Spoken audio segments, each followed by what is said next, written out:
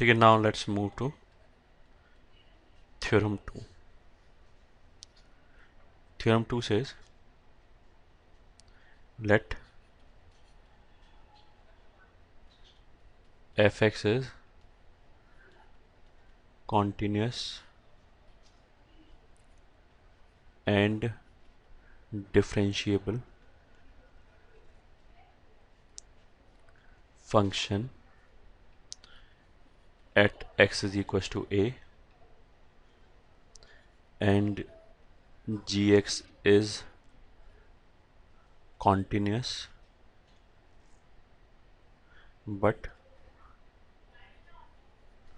non-differentiable at x is equals to a. Then product function hx is equals to fx into gx will be, ये ठीक है, first part differentiable at x is equals to a if f of a is equals to 0. ठीक है, second part non differentiable at x is equals to a if f of a is not equals to 0. यहाँ तक ठीक है. Theorem में क्या होता है कि हमने क्या बोला था, जनरल स्ट्रक्चर होता है इफ देन समथिंग देन, ऐसे. ये ठीक है, हमने बहुत पहले बोला था कि इफ के बाद कुछ इफ, फिर उसके बाद क्या लिखा जाएगा, रिक्वायरमेंट, देन फिर उसके बाद क्या लिखा जाएगा, असर्शन. ठीक है, तो इस वाले केस में रिक्वायरमेंट क्या क्या है, जैसे एक फंक्शन दे रखा है F x into g x, तो उसके रिस्पेक्ट में इसने क्या बोला, रिक्वायरमेंट क्या क्या है कि जो फंक्शन एफ एक्स है अगर वो कॉन्टीन्यूस है एंड डिफरेंशिएबल है, ये ठीक है, एंड जो दूसरा फंक्शन जी एक्स है वो कॉन्टीन्यूस तो है बट नॉन डिफरेंशिएबल है, ये ठीक है. ठीक है, तो फिर जो पूरा फंक्शन होगा वो डिफरेंशिएबल हो जाएगा अगर जो कॉन्टीन्यूस एंड डिफरेंशिएबल वाला फंक्शन है अगर उसका वैल्यू उस पॉइंट पे जीरो हो जाए, और अगर उसका वैल्यू उस पॉइंट पे नॉन जीरो हो जाए तो ये पूरा फंक्शन नॉन डिफरेंशिएबल हो जाए. ठीक है, at the core of it तुम इसको ऐसे समझो कि यहाँ पे तुम्हें प्रोडक्ट ऑफ टू फंक्शन दे रखा है, एक डिफरेंशिएबल है एक नॉन डिफरेंशिएबल है. ठीक है, एक डिफरेंशिएबल है एक नॉन डिफरेंशिएबल है, तो एज ए होल तो क्या होगा, अगर हम इनसे केवल इतना बोला जाए कि एक फंक्शन डिफरेंशिएबल है दूसरा नॉन डिफरेंशिएबल, तो प्रोडक्ट फंक्शन क्या होगा, तो डायरेक्टली तो वी कैन नॉट कमेंट, वो तो डिफरेंशिएबल भी हो सकता है नॉन डिफरेंशिएबल भी हो सकता है. ठीक है, वो तो हमें चेक करना पड़ेगा. बट इस थ्योरम ने क्या बोला कि अगर ये कंडीशन सेटिस्फाई हो जाए, ठीक है, तो फिर हम डायरेक्टली भी कमेंट कर सकते हैं. अच्छा, अगर इसमें से कोई भी एक कंडीशन फेल हो जाए, जैसे इसने बोला है ना कि ये पहले वाला फंक्शन कॉन्टिन्यूस एंड डिफरेंशिएबल है, दूसरे वाले के लिए कॉन्टिन्यूस होना जरूरी है और नॉन डिफरेंशिएबल है, ये ठीक है. अच्छा, अगर दूसरे वाला भी डिफरेंशिएबल हो जाए तो क्वेश्चन ही खत्म हो जाएगा, क्योंकि डिफरेंशिएबल इंटू डिफरेंशिएबल ही हो जाएगा, फिर तो कहानी खत्म, फिर तो कुछ चेक ही नहीं करना. बट जो एक नॉन डिफरेंशिएबल है दूसरा डिफरेंशिएबल है, जो नॉन डिफरेंशिएबल है वो कॉन्टिन्यूस होना चाहिए, ये रिक्वायरमेंट है. अगर मान लीजिए डिसकॉन्टिन्यूस हो जाए तो मतलब इस थ्योरम का रिक्वायरमेंट सेटिस्फाई नहीं हुआ, तो फिर हम इस थ्योरम के अलग से कुछ नहीं बोलेंगे, फिर तो हमें प्रॉपर्ली चेक करना पड़ेगा पूरा फंक्शन, ये ठीक है, लिमिट वगैरह कैलकुलेट करके कि वो डिफरेंशिएबल है या नहीं. ठीक है, तो हमने क्या बोला कि इन जनरल तो ये किस फंक्शन की बात करें, डिफरेंशिएबल इनटू नॉन डिफरेंशिएबल की बात करें.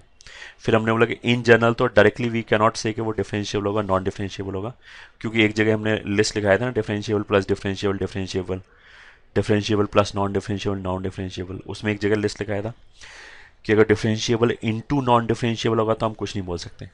ठीक है, वो अभी भी होल्ड करता है. बट इस थ्योरम ने क्या बोला, ये थ्योरम कि अगर ये कंडीशन एडिशनली सेटिस्फाई हो जाए तो फिर हम बोल सकते हैं.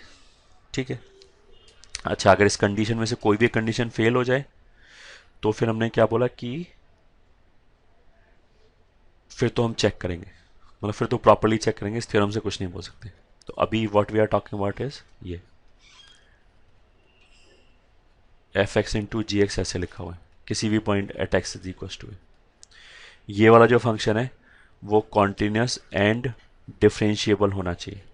इसमें कॉन्टिन्यूस वैसे बोलने का जरूरत नहीं है एफ एक्स को, क्योंकि अगर वो डिफरेंशिएबल है तो कॉन्टिन्यूस तो अपने आप हो जाएगा।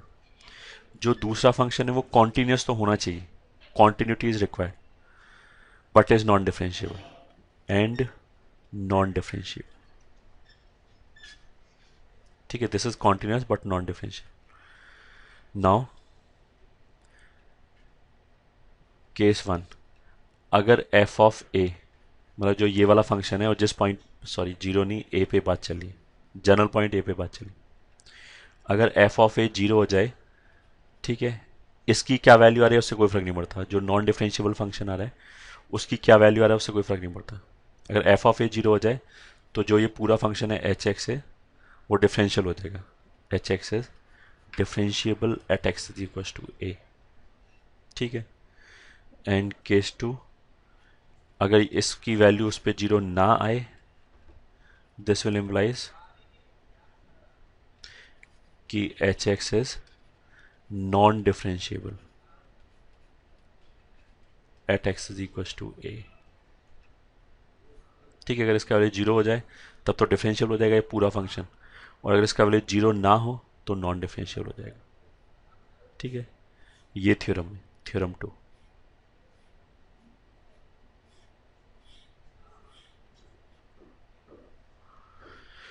अब एग्जांपल कर लेते हैं। से क्वेश्चन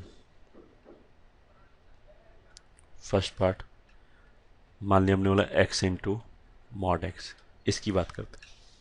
तो आंसर, मॉड एक्स का ग्राफ कैसे बनेगा, ऐसे, तो जीरो पे ये नॉन डिफरेंशिएबल है, तो x इंटू मॉड एक्स में ये f का काम कर रहा है, ये g का काम कर रहा है।